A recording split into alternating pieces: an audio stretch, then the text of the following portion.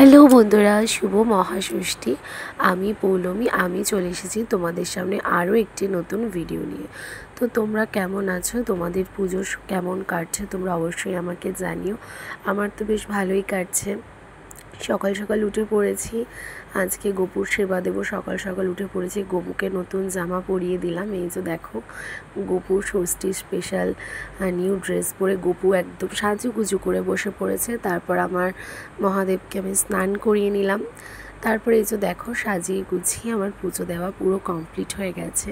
জানো তো বন্ধুরা, এই ফুলগুলো সব আমাদের গাছের ফুল, আজকে ফুটেছে। এই গাছের ফুল দিয়ে আজকে সমস্ত ঠাকুরকে আমি সুন্দর করে সাজিয়ে গুছিয়ে পুজো দিয়েছি।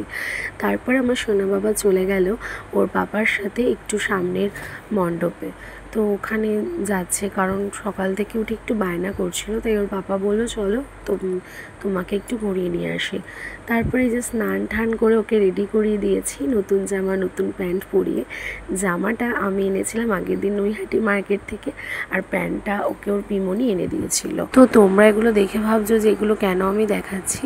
এগুলো হচ্ছে আমার কর্তামশাইয়ের হঠাৎ ইচ্ছে হয়েছে ও আজকে রাত্রেবেলা চিকেন কষা খাবে আর রুমালি রুটি খাবে। তো আমি সমস্ত কিছু কেটে বেটে রেডি করে দিয়েছিলাম, ওই আজকের চিকেন কষাটা রান্না করেছিল। তো আজকে তো মহাষষ্ঠী, আজকে আমাদের একটুখানি ঠাকুর দেখতে যাওয়ার কথা আছে। তো বললো চিকেন কষাটা রান্না করে যাই আর রুমালি রুটিটা আনিয়ে নেবো, রাতের ডিনারটা জাস্ট জমে যাবে। এই যে দেখো বন্ধুরা, আমাদের চিকেন কষা পুরো রেডি। তো তারপরে আমরা রেডি সেটি হয়ে বেরিয়ে পড়েছিলাম।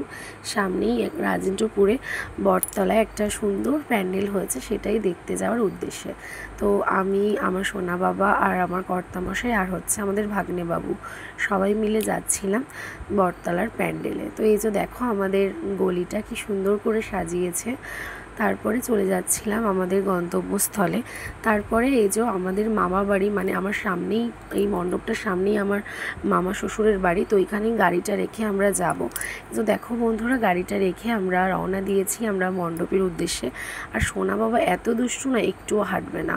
ওর পাপাকে দেখলে ও যেন বেশি দুষ্টুমি আরও বেশি বেড়ে যায়, ও হাঁটতেই চায় না। এই যে দেখো, কোলে কোলে যাবে। আর তার মধ্যে কি বিভৎস যে গরম। একদিকে গরম পড়েছে ঠিক আছে, ঠাকুর করে যাতে বৃষ্টিটা না হোক।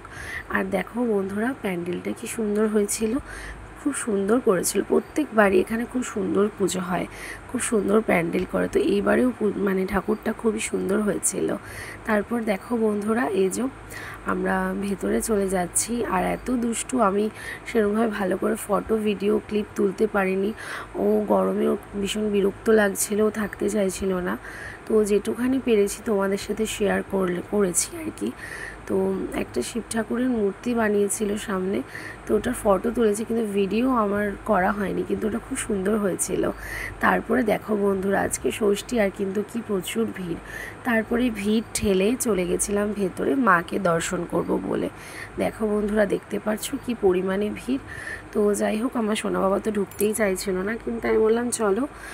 তারপরে ওর বাবা যেহেতু ছিল তাই ঢুকেছিল। দেখো বন্ধুরা, কি সুন্দর করেছে, ভেতরের কারুকার্যগুলো ভীষণ সুন্দর হচ্ছে। প্রত্যেকবার না এইখানকার প্যান্ডেলটা আর প্রতিমা ভীষণ সুন্দর হয়। আমাদের বাড়ি থেকেও বেশি দূরত্ব না, কাছেই। তো তাই জন্য আমরা আজকে এইখানেই ঠাকুর দেখতে এসেছি, আর ধারে কাছে কয়েকটা দেখব, আজকে আর দেখবো না। তো এই যে দেখো বন্ধুরা, আমরা একটু পাখার তলায় হাওয়া খেয়ে নিচ্ছি, কারণ এতটাই গরম লাগছিল। তারপরে ভেতরে খুব সুন্দর বড় একটা মেলা বসে। তারপর চলে গেছিলাম মেলাতে আমার সোনা বাবাকে আর আমার ভাগ্নে বাবুকে নিয়ে। তো ওখানে গিয়ে আমার সোনা বাবা বায়না করছিল দোলনা চড়বে, কিন্তু ও যেহেতু অনেকটাই ছোট, ওকে এবছর আর চড়ালাম না। তারপরে একটু আইসক্রিম খেতে ইচ্ছে করছিল। তারপরে এই যে আমি আর আমার ভাগ্নেবাবু নিয়ে নিয়েছিলাম আইসক্রিম। আর এদিকে দেখো সোনা বাবার কি আনন্দ পেয়েছে। আর তোমাদের দাদাভাই খালি জোর করছিল চলো চলো ডিস্কোতে চড়ি। বললাম না বাবা, আমার কোনো দরকার নেই। তারপর একটু আইসক্রিম খেয়ে ওকে একটুখানি দিয়েছিলাম, এমনিতেই ঠান্ডা লেগেছে, তার মধ্যে বেশি দিইনি। তারপরে তোমাদের দাদাভাই বললো যে চলো একটু ঘুগনি খাই। তারপরে এই যে আমি ঘুগনি খাচ্ছিলাম। আর দেখো কি প্রচণ্ড গরম, এত গরম, আমি তো ঘেমে নিয়ে পুরো স্নান করে গেছি।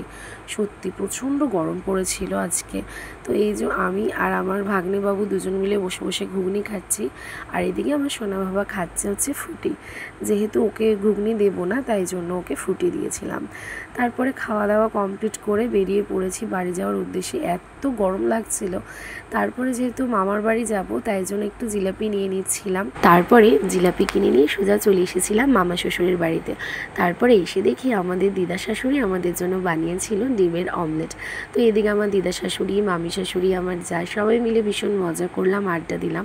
তারপরে আমাদের মামা শ্বশুর আমাদের জন্য আইসক্রিম এনেছিল, তো সেটাই খেয়ে চলে এসেছিলাম বাড়িতে। আর আজকে তোমরা তো জানোই আজকে আমাদের ডিনারে ছিল স্পেশাল রুমালি রুটি আর স্পেশাল চিকেন কষা। তোমাদের দাদাভাইয়ের হাতে চিকেন কষাটা জাস্ট দারুণ হয়েছিল, সবার ফার্স্টেও আমাকেই টেস্ট করিয়েছিল। তো চলো বন্ধুরা ডিনারটা সেরে ফেলি। আজকের ভিডিওটা এইটুখানি, ভালো লাগলে অবশ্যই লাইক আর কমেন্ট করে জানিও। টাটা, ভালো থেকো সবাই।